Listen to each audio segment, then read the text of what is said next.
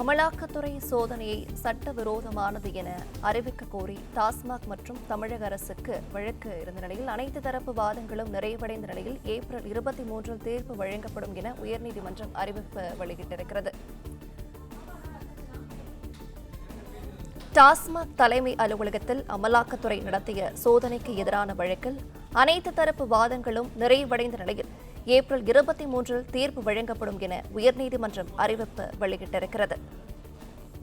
கூடுதல் விவரங்களை செய்தியாளர் ஆனந்த்குமார் வழங்கிட கேட்கலாம். ஆனந்த்குமார் வணக்கம். மேலும் விவரங்களை பகிரலாம். வணக்கம்.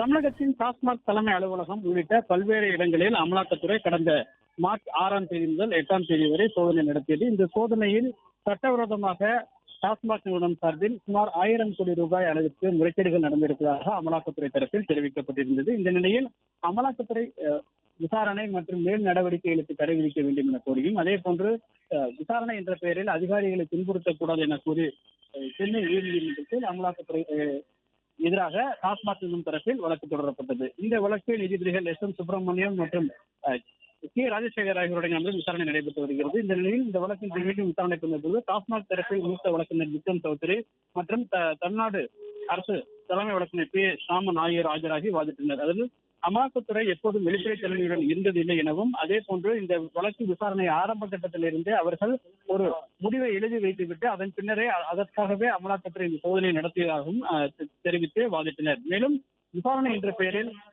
அங்குள்ள அதிகாரிகள் மற்றும் பெண் அதிகாரிகளை துன்புறுத்தியதாகவும், இரவு நேரங்களில் வீடுகளுக்கு செல்ல அனுமதிக்காமல் துன்புறுத்தியதாகவும் தெரிவிக்கப்பட்டது.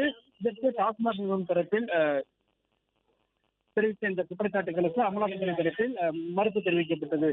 அமலாக்கத்துறை துறையில் யாரையும் துன்புறுத்தப்படவில்லை என்றும், விசாரணை அடிப்படையில் தான் விசாரணை நடத்தப்பட்டதாகவும், குற்றச்சாட்டுகள் முகாந்திரம் இருப்பதாகவும் தெரிவிக்கப்பட்டது. இதனையடுத்து இந்த வழக்கில் எழுத்துப்பூர்வமான வாதங்கள் இன்று தாக்கல் செய்ய உத்தரவிட்ட நீதிபதிகள் எழுத்துப்பூர்வமான வாதங்கள் தாக்கல் செய்யப்பட்டிருந்து வழக்கினுடைய அனைத்து தரப்பு வாதங்களும் முடிவடைந்ததிலிருந்து வழக்கினுடைய தீர்ப்பு வருகிற 23ஆம் தேதி பிறப்பிக்கப்படும் என நீதிபதிகள் எஸ். எம். சுப்பிரமணியம் மற்றும் கே. ராஜசேகர் ஆகியோரின் அமர்வு அறிவித்திருக்கின்றது.